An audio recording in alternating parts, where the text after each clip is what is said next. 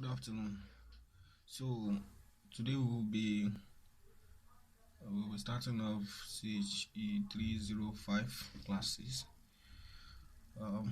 So we're going to start from the very beginning, and then, like I've said, we're going to have these classes this way all through the semester.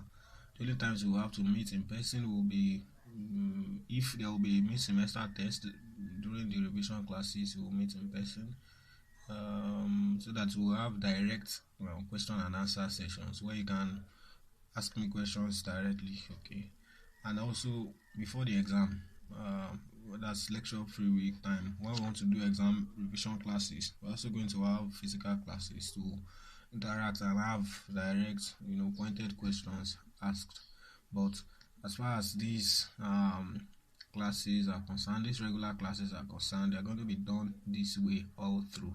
So brace up to get used to this method. When you're done with each video, you have listened to everything I've explained and all of that, and yet you have some portions still unclear to you. It's either you take a screenshot while you are watching, or you take a note down. Okay, note it down. That's okay. I don't understand those points, and ask me on the WhatsApp group so that I can attend to the question specifically, either with a voice note or a note, written and snap to the group, or something I have to type there, or whatever, or something I will have to explain in the next video on whatever it is. So ensure that you get used to this, and most likely we're going to do the same thing also for ME 303 and ME 305. Yes. So I think it is feasible to have them this way also. And the advantage of this over the physical classes is that if you don't understand any point you get to, or you miss any point at any point, you can easily rewind now, or whatever you want to call it. You can easily go back and listen to it again. If you miss any class, you can easily get the link to the video and watch it again. If you want to revise, maybe you want to do revision classes, if I mention anything I tell you we have done before or you have forgotten, you can easily go back to the video link and watch the video again. Okay, so that's the advantage, and I believe you are going to get everything you need to get as though we're in the physical classes. So ensure that you follow religiously and listen attentively to the things I teach. So I'm going to be giving you assignments on most times. At the end of each class, I'm going to be giving you assignments so as to see how well you are catching up with these things. Ensure that you do them in time, like commit yourself to the assignment I'm going to be giving you. Alright, so as we proceed, I will get to tell you more things you may need to know about that. Alright, so CHE 305, as you may be aware, this course is titled Engineering Analysis, and Engineering Analysis 1 for that matter. You're going to be doing 2 second semester, CHE 306. Okay, this is like saying you are doing engineering mathematics. Okay, it's because you'll be doing some mathematical analysis, so to speak. Okay, so basically, I think I sent the material to the group earlier on Professor Shonibare's part. You're going to be taught by 2 professors. This is almost a constant. You're going to be taught by Professor Shonibare and Professor Osunleke. Either of them can start, because I think the portions they teach are not dependent like that. Okay, so either of them may start with you, but I'm starting with Professor Osunleke's part today because customarily is the one that takes his part first. Okay, so followed by Professor Shonibare. Okay, so so this course is basically divided into 2 portions. The part to be taken by Professor Shonibare and the part to be taken by Professor Osunleke. For avoidance of doubt, let me see. These are the topics you're going to be coming across in this course. You're going to be coming across for Professor So Nibares, for Professor Osunleke's part, which we want to start with today, we're going to have the first topic or the first section is Solid Analytical Geometry, which is what we are starting with today, where you get to learn about circles, parabolas, hyperboloids, whatever, and so on and so forth. Then you are going to have calculus. Calculus is much like something you have done in MTH 202. Calculus, scalars and vectors and matrices. Okay, the only thing quite different here is the fact that you're going to be doing a lot of integrations that you have not done before actually. So, and then the matrices, they are okay. These three topics are what you call the Professor Osunleke's part. Okay, these three will be taught by Professor Osunleke.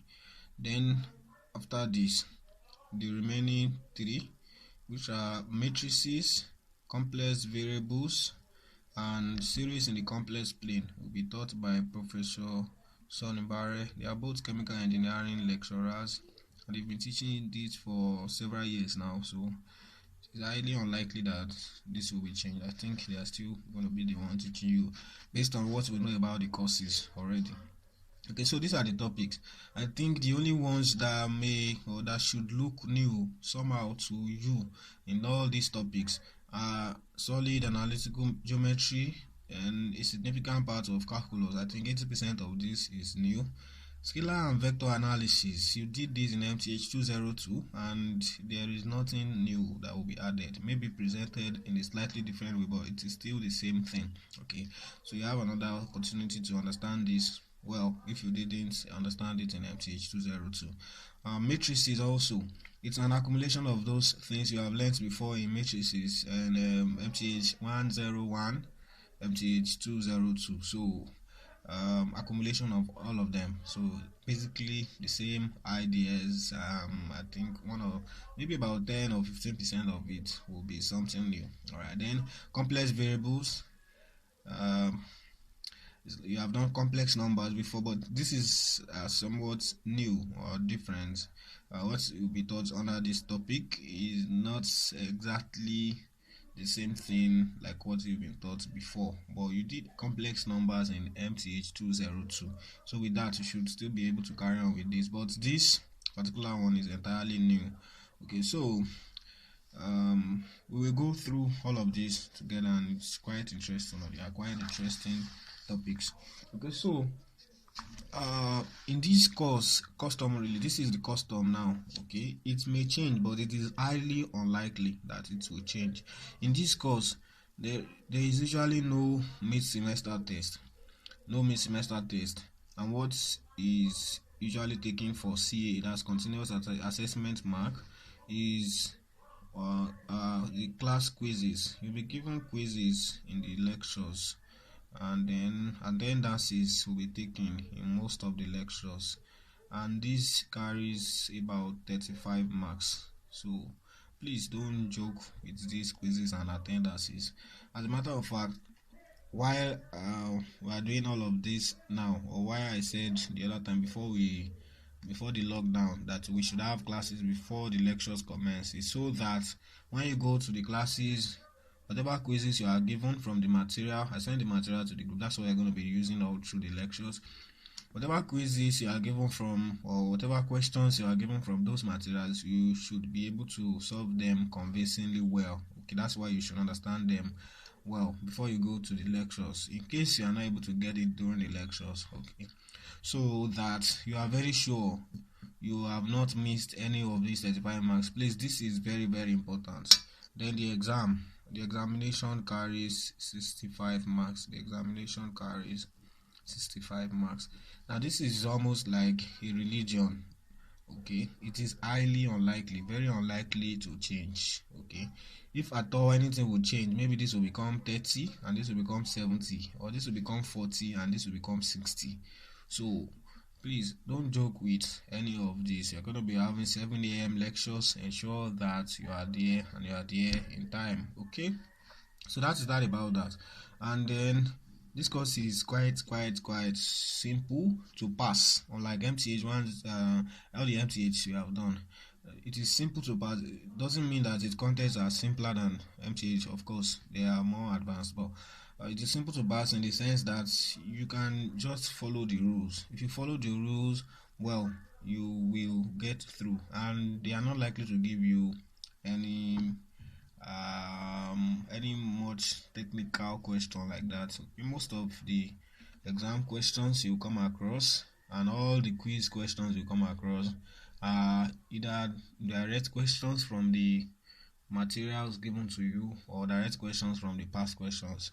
Okay, the only thing they may do is to change figures.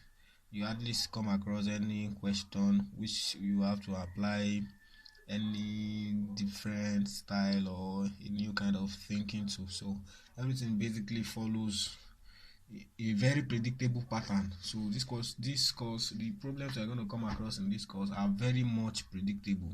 So you do not have any excuse but to score an A in this course. So that's the way it goes.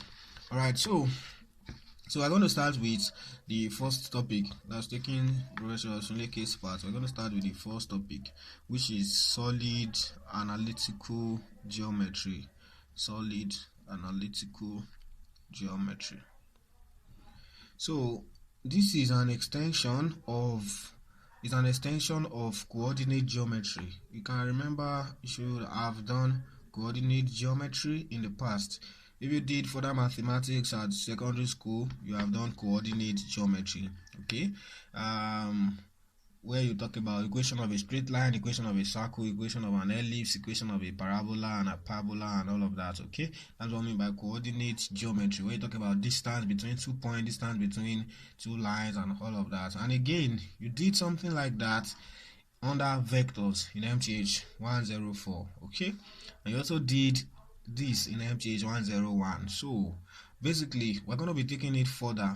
In all the cases I've mentioned now, except some situations in MTH 104, you dealt with two-dimensional cases. That is, either you're dealing with a straight line in a plane, or you're dealing with a circle in a plane, or you're dealing with hyperbola, parabola, circle and ellipse and stuff like that. Okay, so in the case of solid analytical geometry, okay, the word solid, you should have an idea what this means already.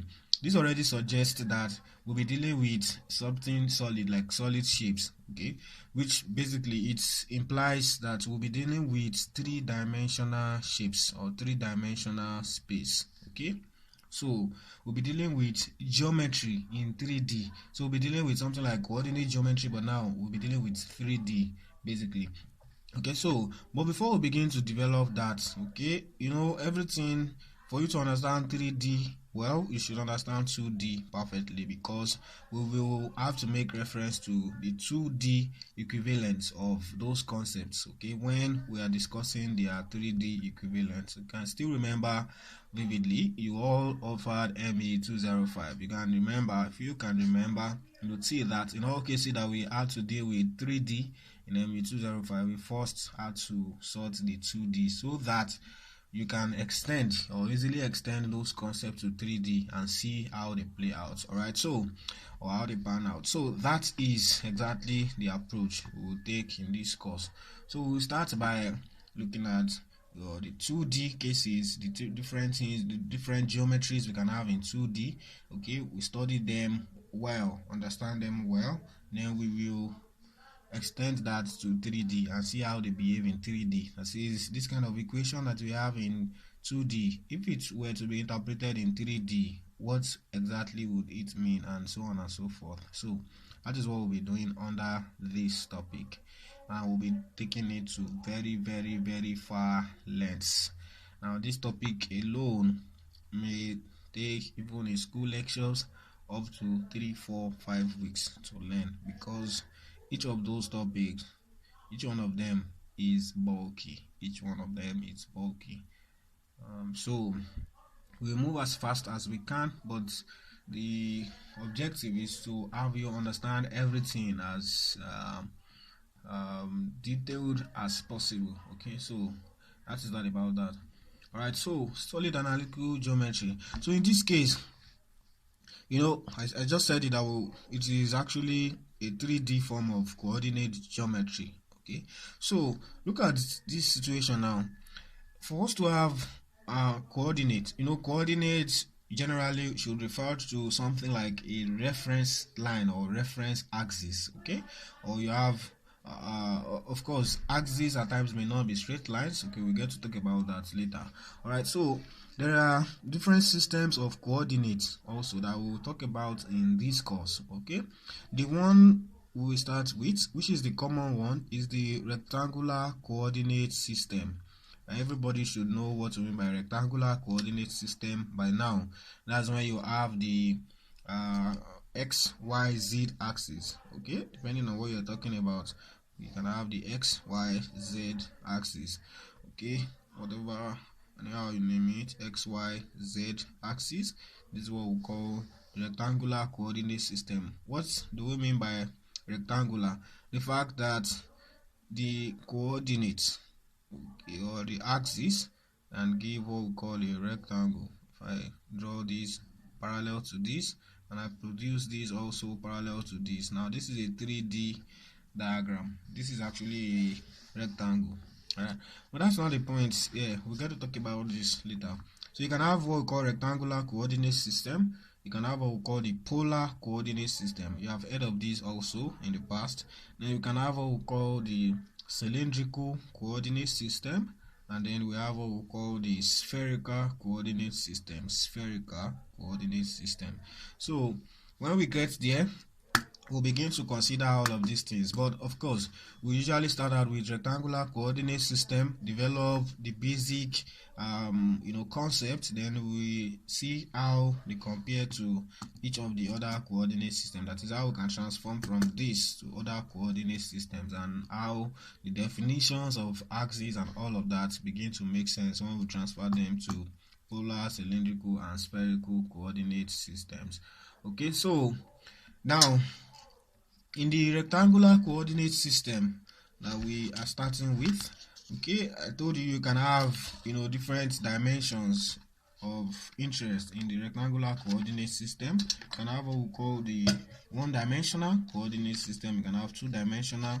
You can have three-dimensional. That is, you can have one-dimensional coordinate system, like we have only x-axis or only y-axis. For instance, if in the study of what do you call this now? What do you call it? In the study of rectilinear motion that we did in ME 206, it is sufficient to use a single axis to define the motion of that line. Okay, so this is just one-dimensional. Okay, that for the particular situation it is sufficient because the body is moving on a straight path, so we can just define its coordinate by giving an origin. Let's say this is origin 0. We can tell the position of this object by giving the coordinates or its coordinates on this axis, and it will be fine. It will be sufficient. This description will be fine. But in other instances, for instance, when we began to look at in that same course, when we began to look at projectile motion, for instance, we saw that projectile motion is a two-dimensional curvilinear motion whose trajectory is a parabola. So because of that, we saw it was insufficient to just define the position of that object using a single axis. So we had to just tell, okay, if I want to say that this object is here at this point, I'll have to trace out that this is its x coordinate and note it. I also have to trace out that this is its y coordinate and note it, and that will be fine. Okay, now there are also some other situations where this will not be sufficient. For instance, if the body, or if you want to study the motion of an object, maybe an object or a drone moving in a room, for instance, you cannot confine that motion to a plane. In that case, you have to use 3D space and draw a 3D axis and say, okay, we have something like this, and something like this, and say, okay, if you want to locate this object in a room, let's say this is this is y-axis, this is x-axis, and this is z-axis. Okay, we want to say that, okay, this object is located right here. So we find out if we take its coordinates, okay, to the x to the y-axis, We find out what its y coordinate is, say y prime. We find out also what its x coordinate is.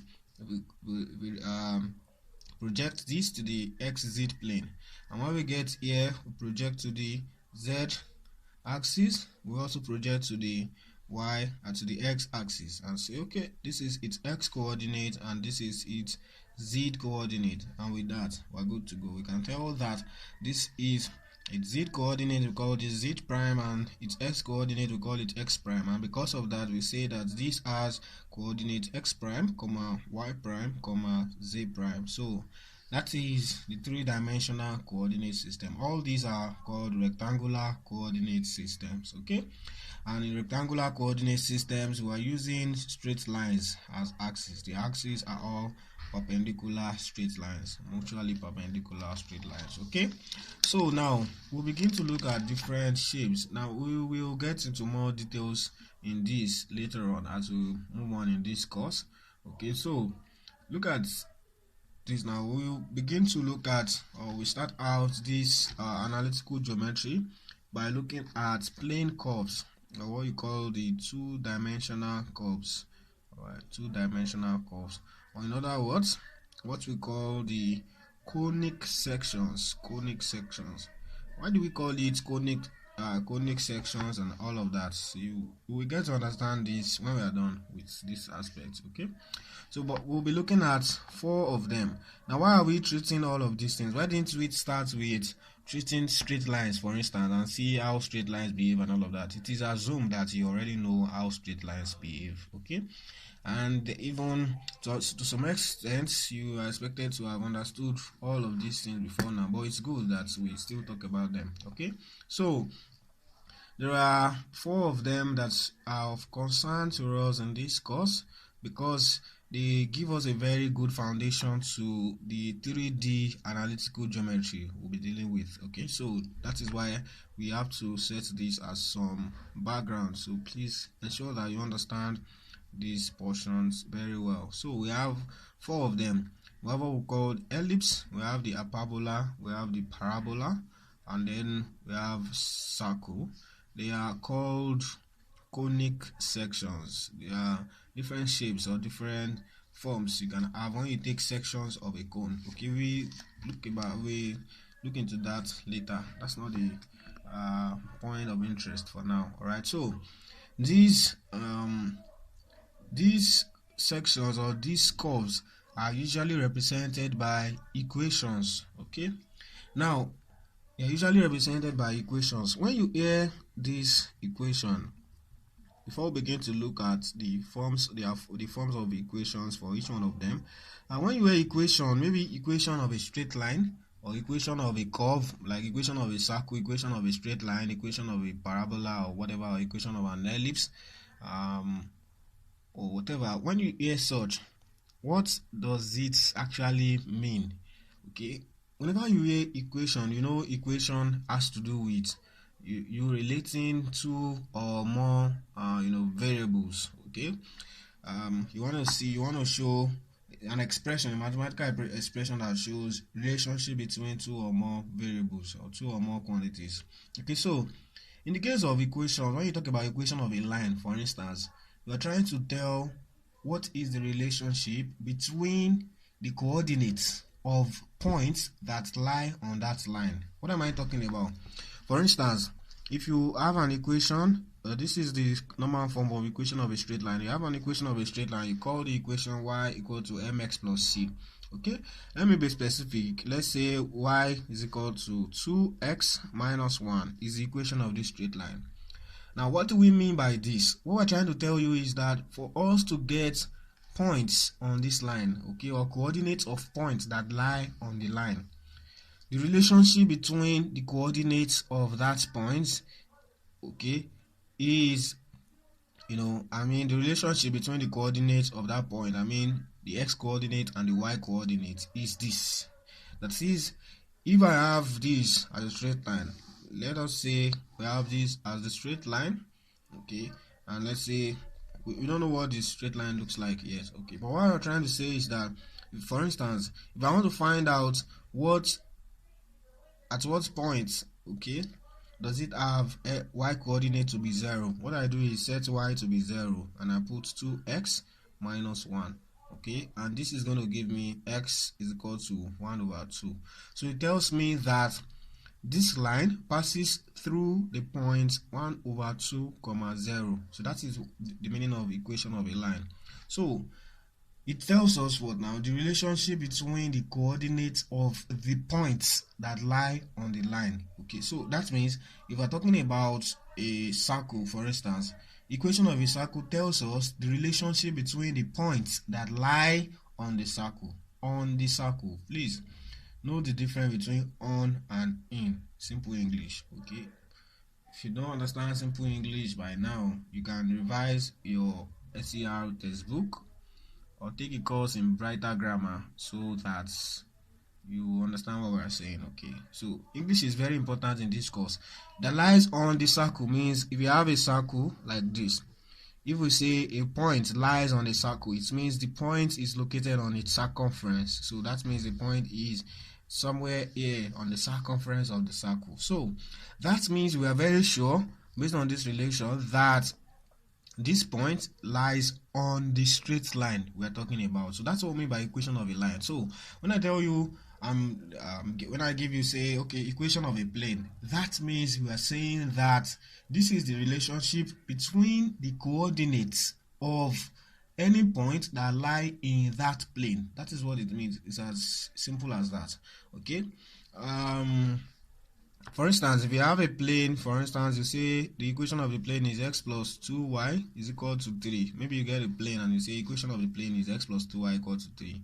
It simply tells you that this is the relationship between the x coordinate and y coordinate of the points that lie in that plane. Okay, that lie in the plane. Okay, that means, okay, if this is the plane in 3-dimensional, if I pick a point in this plane and I find out what its coordinate will be, it will happen that the relationship between its x coordinate and the y coordinates is given by this. So that is what we mean by equation of a line, equation of a plane, equation of a curve, equation of a cylinder, equation of whatever. It tells you the relationship between the coordinates of that figure, that particular shape, okay, or that particular object. Okay, so in geometry, that's if you actually establish coordinate systems for it. Okay, so that is that about that. So that means you should actually worry that it will mean that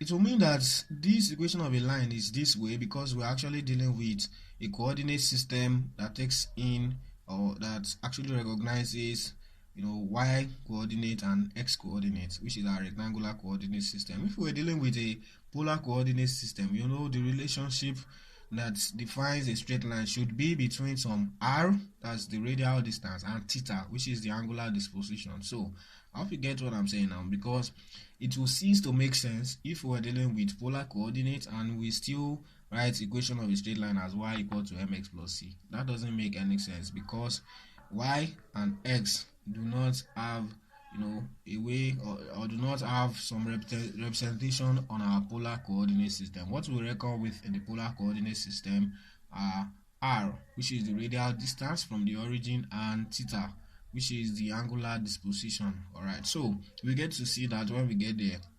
So that's the point. That's what I mean by equation of a line, or equation of an ellipse, or whatever you call, or whenever you come across it, or whatever you call it. All right, now so we take it one after the other. So we start with ellipse. What do we mean by an ellipse? What is the meaning of an ellipse? You should have heard of this before. Also, this is from secondary school mathematics. You should have heard of what we call locus, okay, which in plural is loci. Loci. Should it be loci or loci? Okay, it's loci. So the singular is locus and the plural is loci. So what do we mean by these locus and blah blah blah and all of that? So in the case of locus, we're trying to describe a point, or how a point moves. For instance, look at a circle. If I have a circle like this, okay, assuming this is a perfect circle. I know it's not perfect, okay.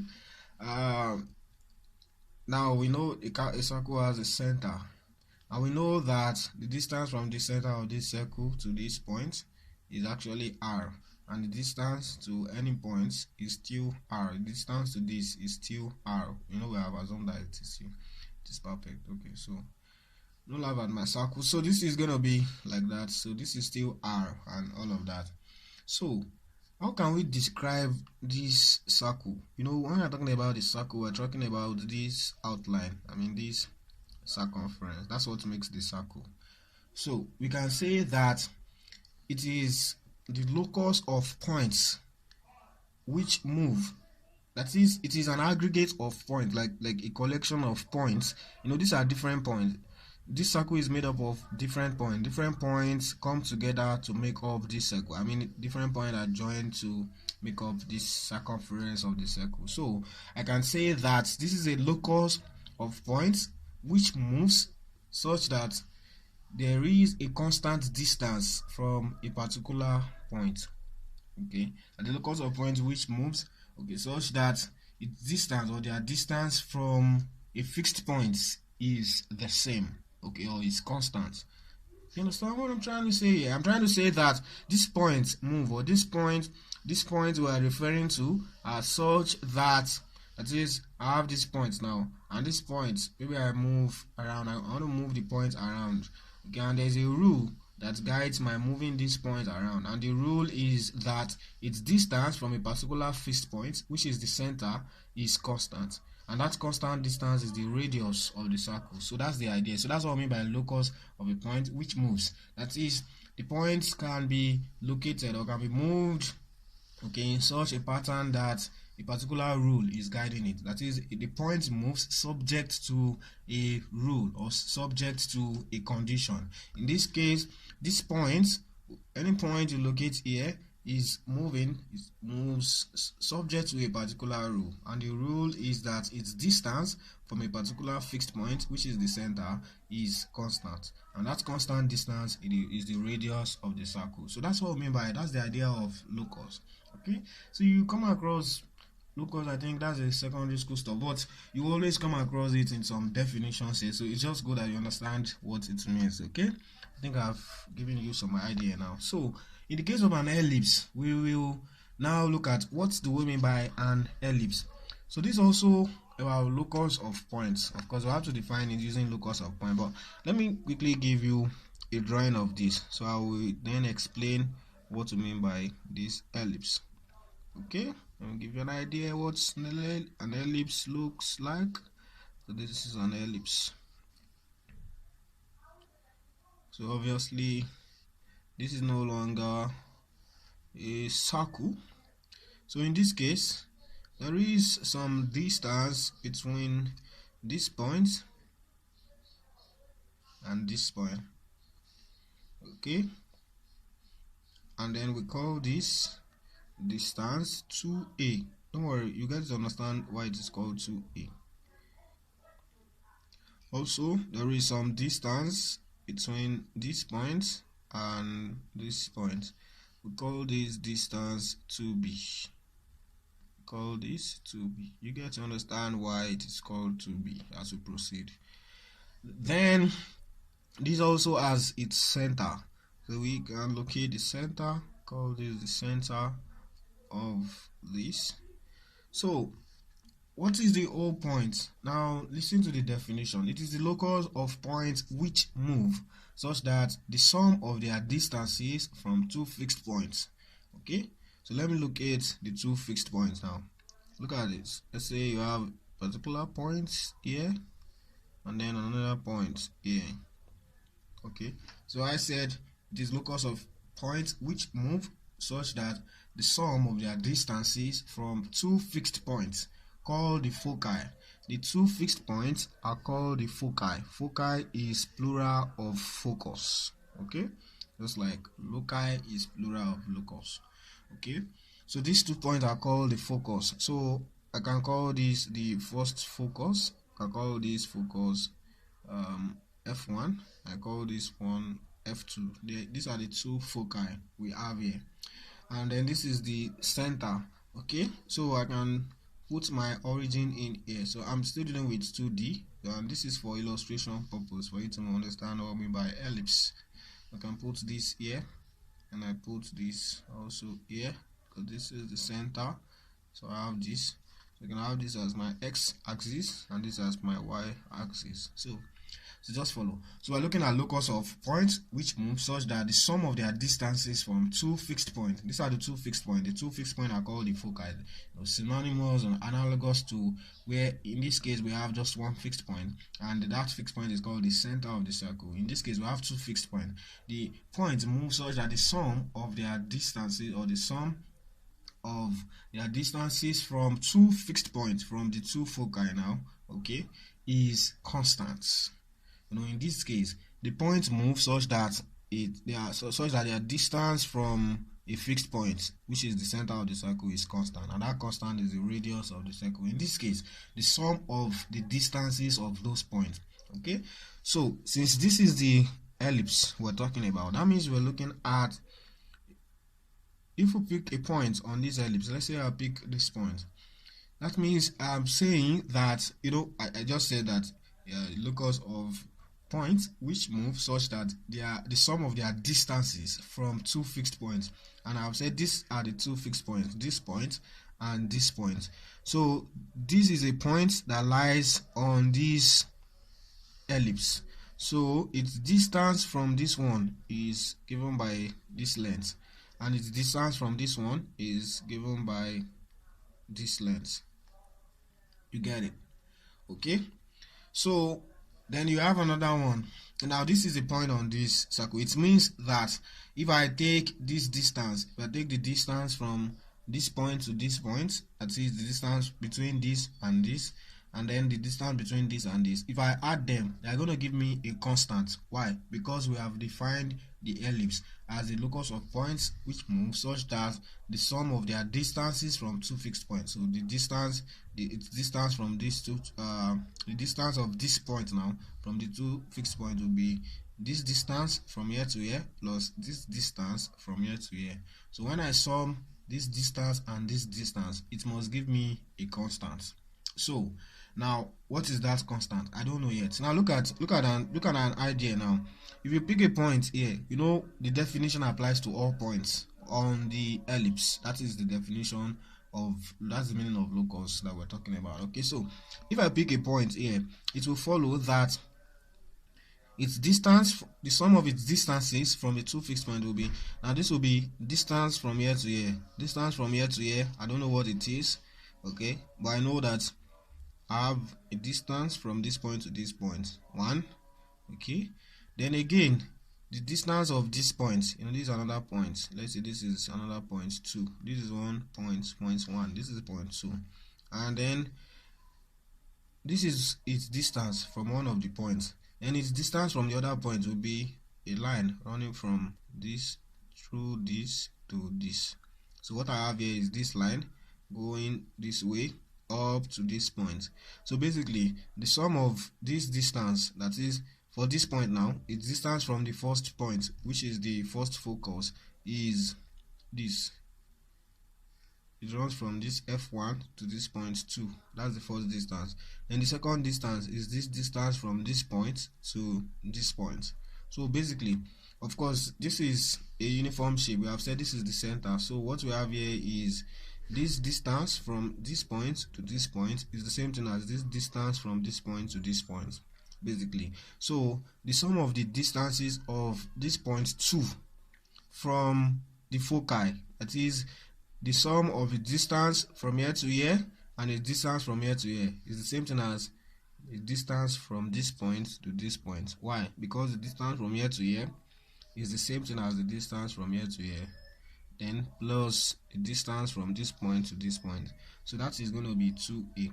So it means that for anyone I pick now, its distance, okay, the sum of its distances from the two fixed points will be equal to 2a. I hope you understand what I'm saying. I'm saying that for any point I pick on this circumference, on the outline of this ellipse, okay, for any point I pick on the outline of this ellipse, the sum of its distance from this point and its distance from this other point will be equal to 2a. Just as I can see that if I pick a point here, for instance, its distance from this point will be from here to here, the length from here to here. Then its distance from the other point will be the length from here to here. Now the first length, which is from here to here, is the same thing as this length from here to here, because this is a line that divides this shape into two equal portions. Okay, so it means that the sum of the distances, okay, from this point, or from the sum of the distances of this from the two foci will be equal to this plus this, which is equal to 2a that we have said. So this is equal to 2a. So if I pick any point, for instance, if I decide to pick this one, the distance of this from this one is this, and the distance from this one is this. So when I add this distance from here to here and this distance from here to here, it must give me 2a. So that is the idea. So that's what I mean by a locus of points which moves such that the sum of their distances, that is the distances of those points, from two fixed points called the foci. The two fixed points are called the foci, this one and this one, is constant. Okay, and that constant sum, as you can see, is 2a. Alright, so 2a, what do you mean by this 2a? Now these things are also named. This axis, that is this line that passes through this longest one, now this 2a that we have, is called the major axis. This one is called the major axis. Major axis, you know, it has the longest line through the shape, through the ellipse. And this one that has the shortest line through the ellipse is called the minor axis. Minor axis.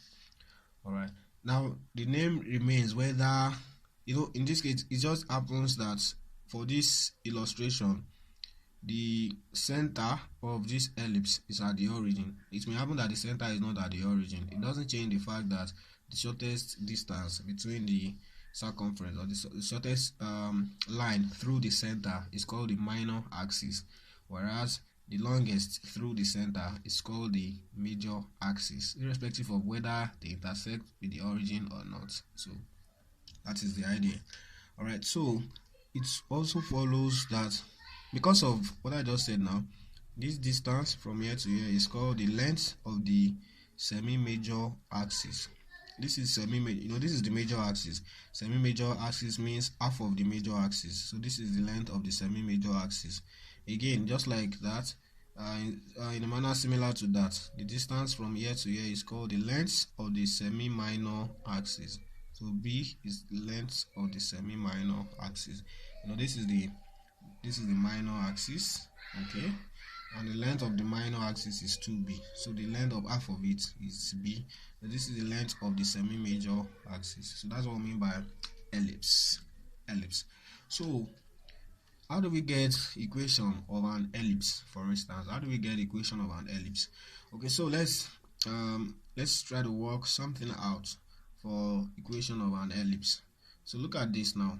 If we pick a point, let's say we'll pick a point on this line. We just want to pick any point now. Okay, we can use this point, the one we just picked now. Let's say we want to use this point.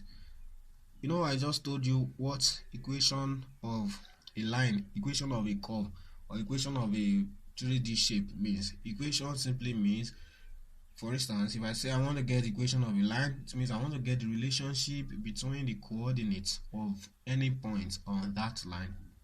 If I want to get the equation of a curve, equation of a circle, for instance, it means I want to get the relationship between the coordinates of any point on that circle.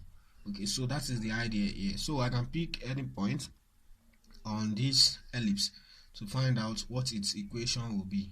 Now if I pick this point, that means I'm trying to find out the relationship between the x component of this point and its y component. So I have this here. So now, what are we trying to say here?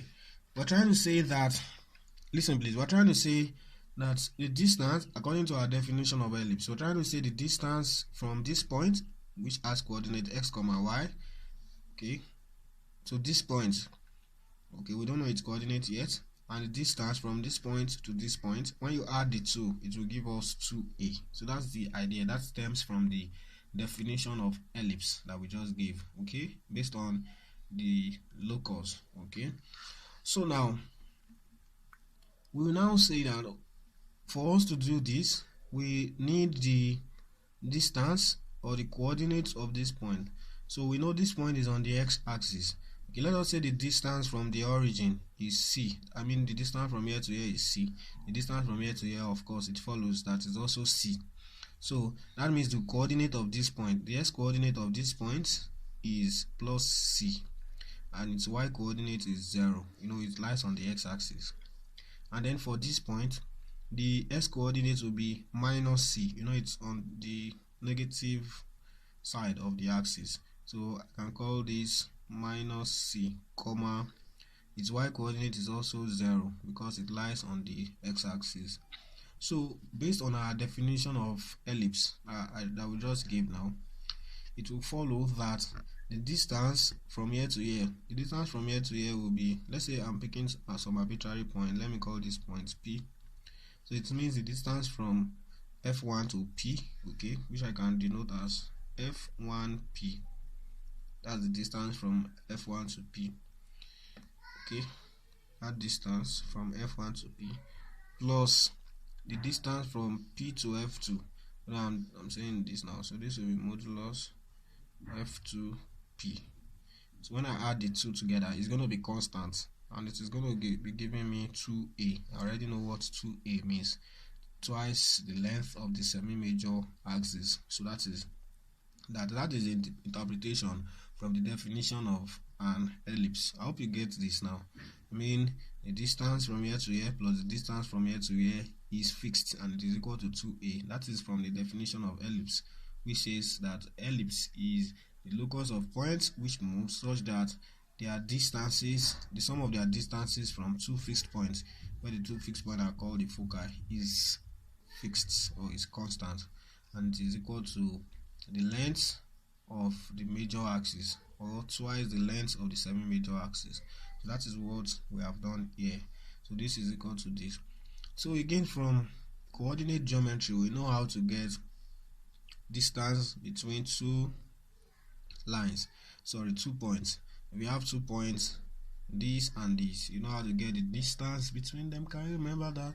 Okay, from our coordinate geometry, if you have 2 points, x1, y1, and x2, y2, you will recall that the distance between them, the distance between 1 and 2, is given by the square root of x2 minus x1 all squared plus y2 minus y1 all squared. So that is the idea we're still using here. So you should still remember this. If you cannot, you can easily or quickly revise that. So in this case, the distance between this and this will also follow that idea. So that means I will get this distance to be equal to, this is going to be, in this case I'm taking the two distances, so I can use any of them. So I can take any of them first. You know, x2 minus x1 squared is the same thing as x1 minus x2 squared, so it doesn't matter which one you take first. Just interested in the distance, the magnitude of, you know, the distance between them. Alright, so this is going to be x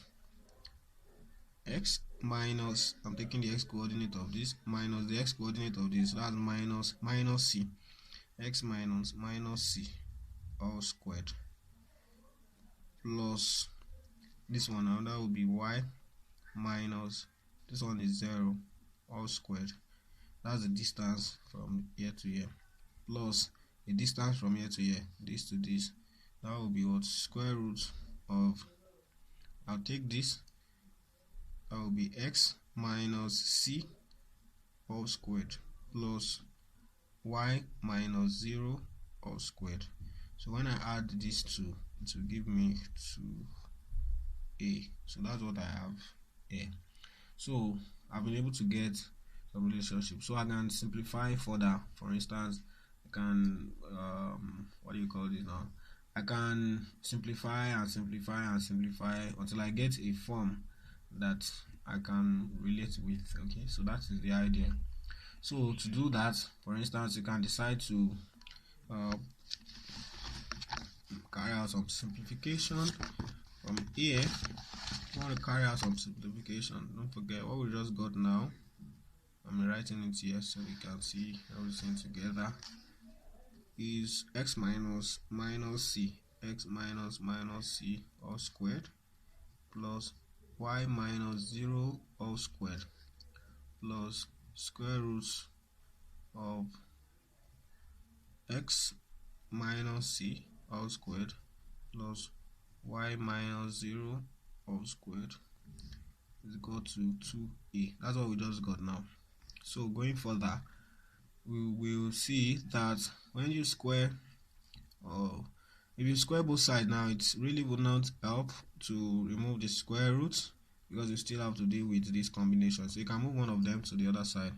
Okay, this is going to give us square root of x. This is going to become x plus c all squared plus y squared. Okay, is equal to 2a minus square root of x minus c all squared plus y squared. Okay, so that's all you get right here. So you can square. When you square both sides now, so it clears off this square root.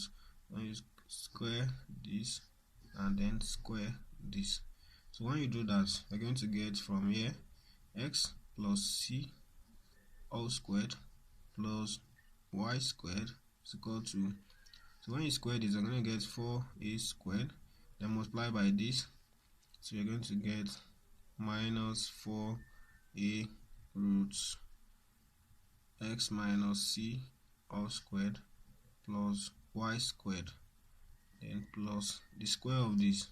The square of this is going to be x minus c all squared plus y squared. Right, so that's what you get when you square both sides.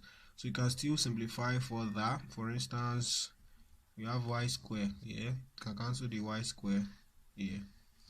So then going further, you may want to remove this again. So if you want to remove this, you know what to do. You collect the like terms. When you collect the like terms, you see how that pans out. Okay, or if you expand this, you can get something like this is going to give us x squared plus 2xc plus c squared. Okay, I mean expand this, it's going to give us 4a squared minus 4a roots x minus c all squared plus y squared, and plus x minus c squared, x squared minus 2xc, then plus c squared. So with this, again, you can make simplifications. You can clear this and clear this. So with that, you can now collect like terms and see how this plays out. I think again you can clear your x squared and x squared. So when you collect like terms, you can then square both sides again to clear out this. So when you do that, you're going to have, when you move this minus 2xc to this side, it becomes plus 2xc plus 2xc. That's going to be 4xc.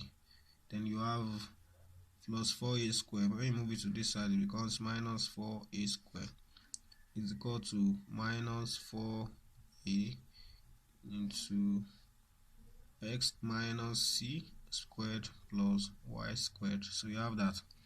So now you can square both sides so as to clear off this. So when you do that, you're going to get this all squared into this all squared.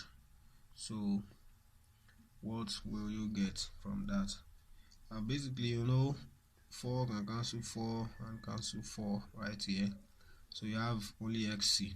So xc all squared, that will be x squared c squared minus, this is going to be, you know, when you multiply this, that's minus 2a squared xc. So we're going to have plus a to power 4, okay, is equal to, when you square minus a, it's going to become a square, and you have into brackets x minus c all squared plus y squared. So this is going to be together this way. So you can then remove the bracket, you can expand and remove the bracket. Okay, so when you do that, you're going to get, from here, you're going to get x square c square minus 2a square xc plus a to power 4 is equal to a square into x square minus 2xc plus c square, okay, plus y square. So this is going to give us x square c square minus 2a square xc plus a to power 4 is equal to, this is going to give us a square x square minus 2a square xc plus a square c square plus a square y square. So I have this minus 2a square c minus 2a square xc. So I think we're good to go now. We can now collect like terms. So when you collect like terms, you can simplify further. So collecting like terms, what are we going to get? By collecting like terms, I mean you can move together those that carry x square, for instance, and also move together. If you can see, this is carrying x square, this is carrying x square. Move together those that are also carrying y square. So we are going to have something like this. This is going to give you x square into c square. When you move this to this side, minus a square. Then again, when you move this to this side, it's going to be minus a square y square is equal to, then you have this left here, this is going to be a square c square, then you move this out, minus a to power 4. So that is the idea. So from here, again, you can make simplifications to, for instance, you can multiply through by minus. You're going to get x square into a square minus c square plus y square into a square is equal to, it's going to be a raised to power 4 minus a square c square. Alright, so from here I'm going to get something like x square into a square minus c square, okay, plus a square y square is equal to, it's going to be a square into a square minus c square. So I have a square minus c square on both sides. So I can make simplifications, for instance, to clear out the a square minus c square. So if I want to do that, if you consider this, you can use this to clear out the a square minus c square. You would see this is what we mean by a. This is what we mean by the a. I mean the distance from here to here, okay. And then we have this distance. What is this distance now? This is all. This is our b. B is the distance from here to here. So we can clear out that fraction. So you will observe something here that if you look at this point is one of those points on the ellipse. So if you consider this point, its distance from here to here is going to be this, and because this is a line that this axis actually divides this ellipse into two different portions. So if you consider the distance from here to here and you add it to the distance from here to here, obviously because this actually divides this shape into two equal portions, by the time you add this distance from here to here plus this distance from here to here, which are equal, they will still be equal to 2a. which tells you that the distance from here to here is still a. I hope you understand what I'm saying. I mean, the distance from here to here is a, just like the distance from here to here is a, because this divides this ellipse into two equal portions. And when you add, this is a point on the ellipse, and the sum of the distance from this to this and the distance from this to this is constant and will be equal to 2a from our definition of the ellipse. So this is our a, and don't forget this is b. This distance from here to here is b, and this is our c. Distance from here to here is c. So this is a right angle triangle right here. And from Pythagoras Theorem, we understand that from Pythagoras Theorem we are going to have a square is equal to this, the length of the hypotenuse, the longest side, its square is equal to the sum of the squares of the other two sides, b square plus c square. So I have this. So that's what you get from this system. Why are we doing all of this? So that we can simplify what we are doing right here. So we just saw that a squared is equal to b squared plus c squared. So because of that, we're going to have our a squared minus c squared, which we have on both sides, to be equal to b squared. So we can then simplify this and say this is equal to a squared into, this is b squared plus a squared into y squared is equal to a squared b squared. So we can then divide through by a squared b squared. When you divide through by a squared b squared, you're going to have x squared over a squared plus y squared over b squared is equal to 1. And this is the standard form of the equation of an ellipse. So this is one of the forms of equation of an ellipse that you will come across. Alright, so can I have it in this form? Don't forget that for this particular ellipse, we got this to be that it happened that the center of this was the origin. Okay, so the center of this one was 0, 0. So that's why this equation is this way. So if you had tried this analysis using another center, let's say the center of this one is not on the origin now. Let's say the center is on a particular point with coordinates h, k. We are still going to have something like this, okay, but it will now be in this form: x minus h all squared all over a squared plus y minus k all squared all over b squared is equal to 1.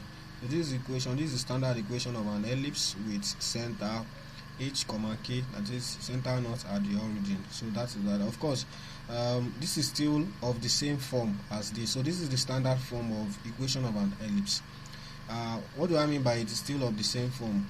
What you have here is x minus h. Okay, in some cases you can denote this as x bar. So you can still write this as x bar over a squared plus y bar squared all over b squared is equal to 1. Okay, so now you should notice something here, that what you have obtained now actually has only x coordinates, y coordinate, then a and b, where a, if you can recall from what we have done here, a is the length of the semi-major axis and b is the length of the semi-minor axis. And again, you will notice something, that x-axis is the one that is parallel to the semi-major axis. That is why it is carrying the length of the semi-major axis. Y-axis is the one that is parallel to the semi-minor axis. You can see what I'm talking about here. X-axis is parallel to the semi-major axis. So our equation is x squared over a squared, where a is the length of the semi-major axis. Okay, y-axis is parallel to the semi-minor or the minor axis. That is why y square is parallel. Y square is carrying b square, which is the square of the length of the semi-minor axis. So that is the way it is. If it happens that you have an equation at the end of the day, when you have simplified, it happens that, now how do you know which one is semi-major axis or semi-minor axis? You know, if these were numbers, normally you're going to have something like, maybe you have x square over 2 square plus y square over maybe just y square is equal to 1. If you have just y square, you know this is the same thing as y square over 1 square. So you have 2 and 1. So how will you know which one is major and which one is minor? Of course, major means that it is the one that is bigger, and minor is the one that is smaller. So if it happens that this one is carrying the bigger denominator, you should know that that means x-axis, or the major axis, is parallel to the x-axis. Okay, and that means the minor axis is parallel to the y-axis. So if it were the other way around, you know what you would expect? You would expect an equation like x square over b square plus y square over a square is equal to 1. This is the equation of an ellipse with center at the origin and having its major axis to be parallel to the y-axis and its minor axis to be parallel to the x-axis. That is what it is. Okay, if you have it to be something like x minus h all squared over b squared, okay, plus y minus k all squared over b squared is equal to 1. This is what? This is the equation of an ellipse which is having a center with coordinates h, k. Sorry, this is a square, and whose major axis is parallel to the x-axis and major axis is parallel to the y-axis and minor axis is parallel to the x-axis. So you should see the different forms they can come. Now this is what we call the standard equation of an ellipse, as I have mentioned earlier. Alright, so you can have the general form of the equation of an ellipse, the general form. So what is the general form going to look like?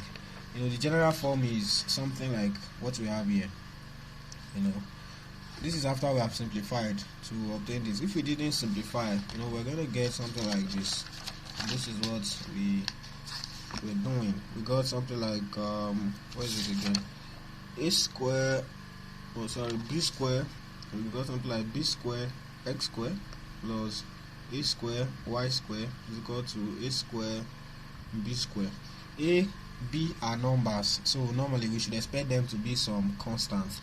Okay, so we can have something like, at the end of the day, we can have something like a x square plus b y square is equal to f square. So this is the normal form. Okay, don't mix them up. What I'm trying to say here is that it's not that this will now a and this one they don't mean the same thing. No. Okay, maybe to avoid confusion. I mean, a is a number, b is a number, so because of that, a square is some constant. Okay, b square is also some constant, in which case both of them are positive. You know, are dealing with real numbers, so when you square, you're going to get a positive number. When you square this, you're going to get a positive number, and then what you have here also is going to be a positive number. Okay, so basically this is going to be the square of some number, okay, whatever it is. So we know that what we have here is c1 x square plus c2 y square. Is it okay? I don't want to confuse you, so I'm trying to use the notations in the material so that you don't get confused. Let me just use it that way, but you know what I'm trying to say. I'm trying to tell you that we're going to generally have a constant, some constant a multiplied by x square. We're going to have plus some constant b multiplied by y square being equal to f square, that is the square of some number. So this is the general form of equation, the general form of equation of an ellipse.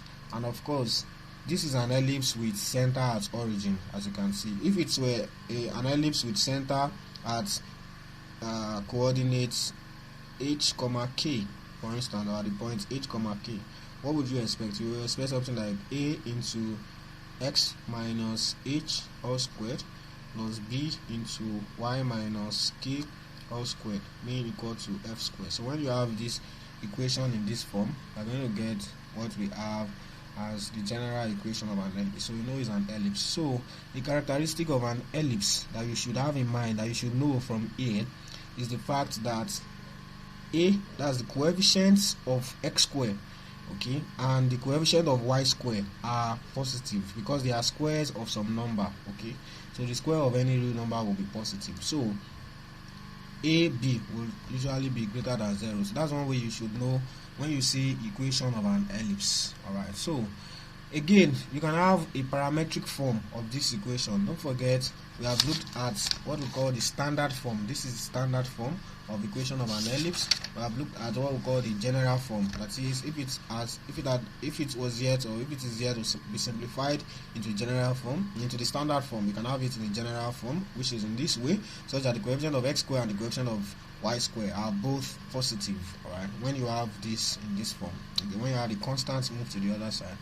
Okay, so this is again what we call the general form. Then we can have what we call the parametric form, just to see an expression or something that gives us an equation that relates to the standard form we talked about. So the the parametric form, that's when you decide to represent each one of them using parameters.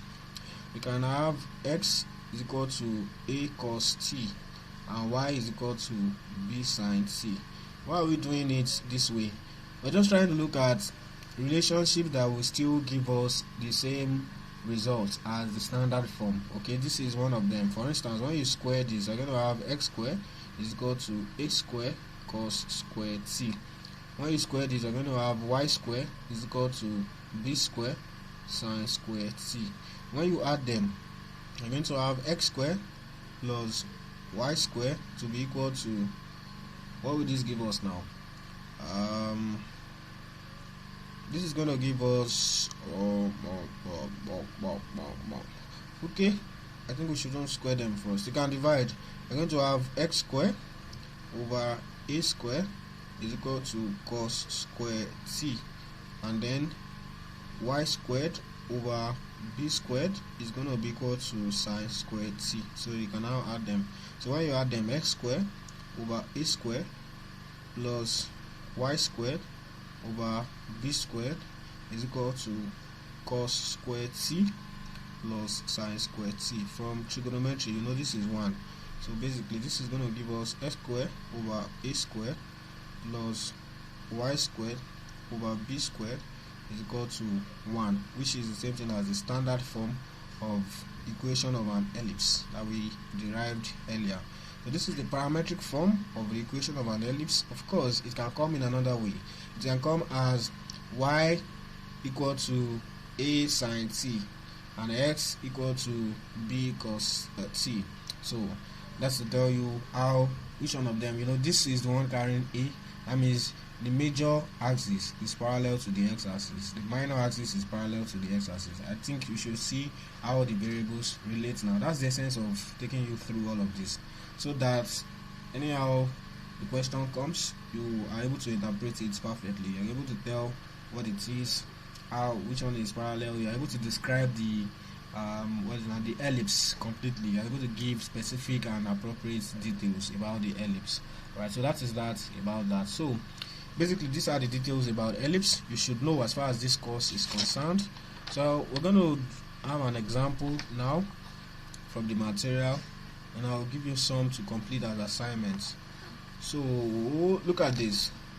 We want to put this equation in standard ellipse equation, or in standard ellipse form. Look at the equation. That's the question. Put this equation in standard, or write it as standard ellipse equation. Now it may not come in this way, it may not be put that way in the exam. You may have something like the equation below. They ask you something like the equation below represents what? They give you, and then they ask you to find out what it represents. When you have something like that, your job is to simplify it, okay, using completing the square method, because we're going to see now how to do that. And you now compare it to the standard forms of equations of curves that you know. Okay, does it fit into the definition of ellipse? Does it fit into the definition of a circle? Does it fit that of a hyperbola or that of a parabola? So you can now judge that it actually represents a circle or whatever it is that you obtain. So that's what we want to do now. So you know what to do. We want to simplify this, or we want to do what we call completing the square method. So we gather the like terms first.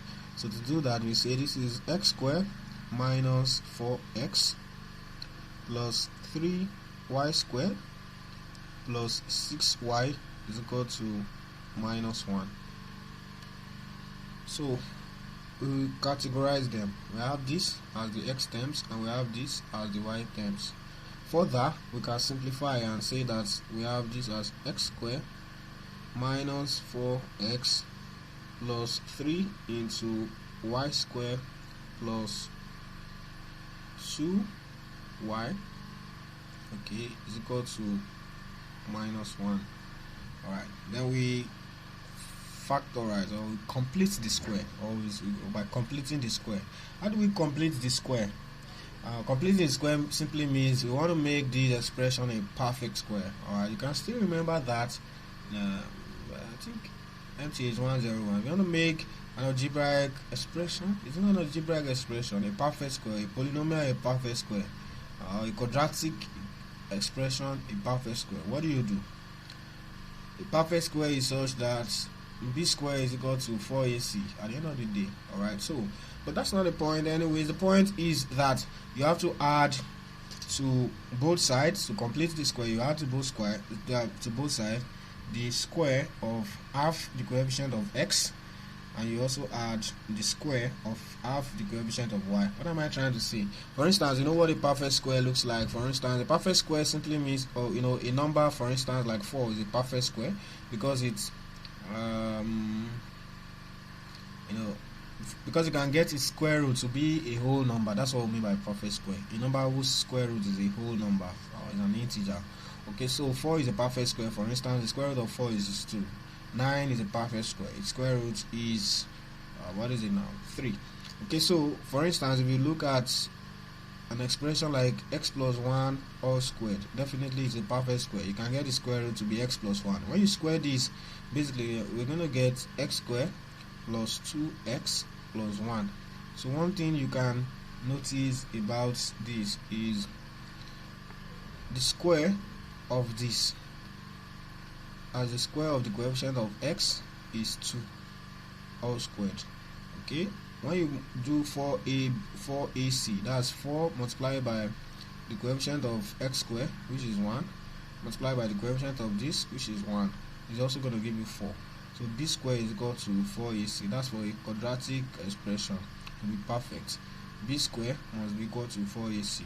So basically what we usually do is this. For us to complete this square now, we have to add another term that will make this a perfect square. And what do? That means in this case we want to get c. I hope you understand what I'm saying. I'm trying to say that if you have something like this, for instance, if you have maybe x plus let's say x plus some number, let's say x plus x naught all squared. Okay, when we simplify this now, we get something like ax squared plus bx plus c. Because this is a perfect square, it will happen that b square will be equal to 4ac, as you can see from this place.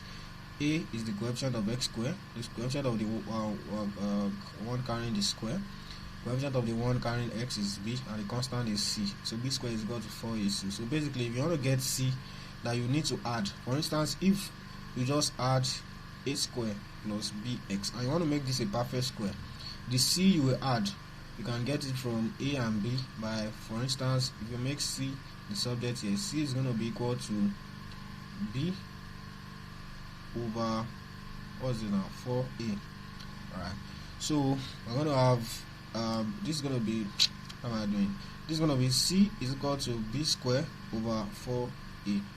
Alright, so so what we do, okay, in all situations like this, when we come across situations like this, is to first ensure that our a is 1, so that we will not have issue.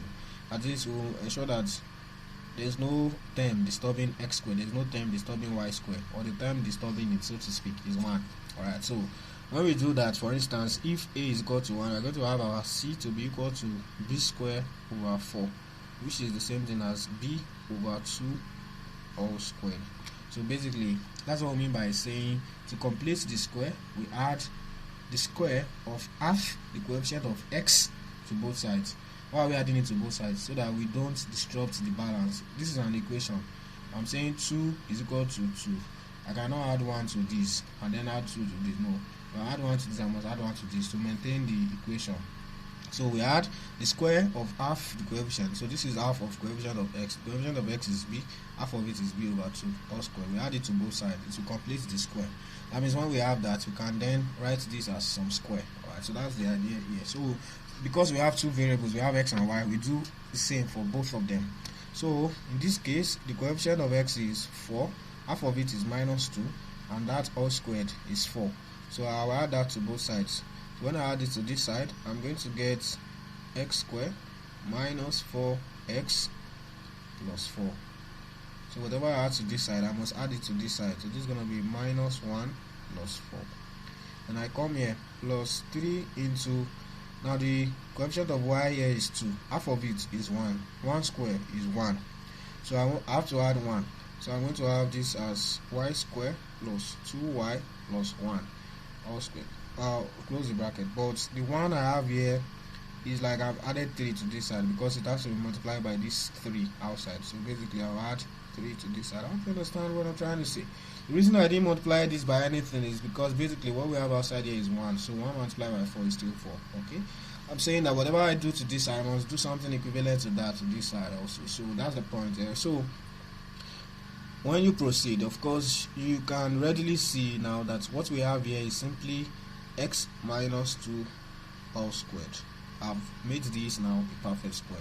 So it is the square of some algebraic expression. So x minus 2 all squared gives us this.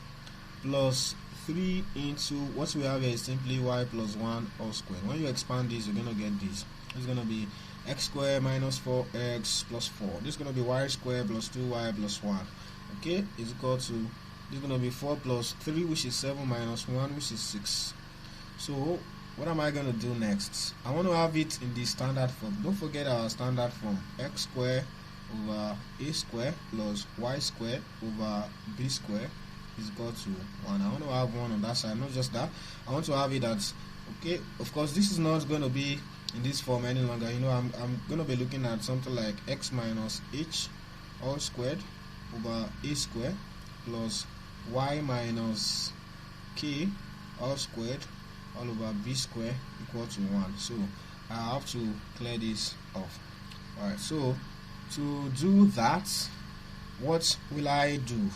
You know, I want to get 1 on this side, so I can get that by just multiplying or by just dividing through by 6.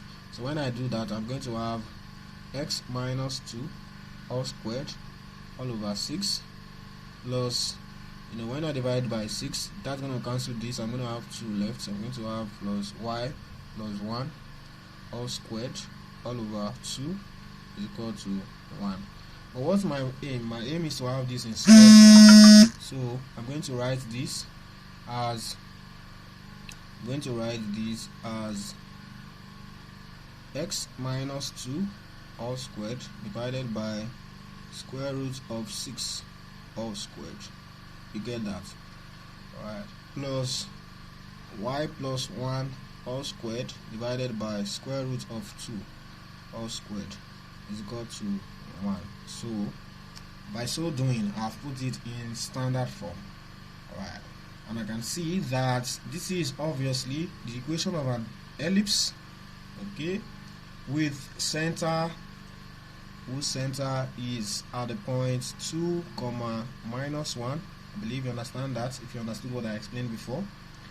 And then its length of the semi-major axis is root 6, whereas the length of its semi-minor axis is root 2. How do I know this is semi-major? It is the larger of these two. Again, it also means I can deduce from this that the major axis of the ellipse is parallel to the x-axis, and the minor axis of the ellipse is parallel to the y-axis. Full stop. So that's what I can deduce from that, and I've solved the problem that way. So I've given exactly what it is, and I've given a description of the ellipse. I've said this is the equation of an ellipse with center at the point 2, minus 1, and whose major axis has the length this, and the length that gives it this semi-major axis. The length of the semi-major axis is this, and the length of the semi-minor axis is that. Alright, so that is that about that. Now there are different situations that can occur with this. Okay, I'll give you as assignment to find out what is going to happen. Okay, so find out what is going to happen. Find out what is going to happen if you add something like this. If you add, this is an assignment now to find out. That is, you will also put it in standard equation, standard ellipse equation form. So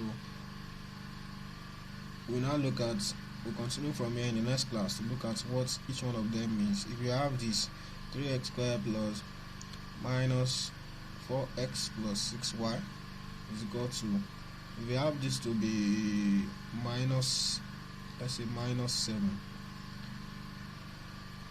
and then you have another one, x squared plus 3y squared minus 4x plus 6y is equal to, let's say you have minus 8.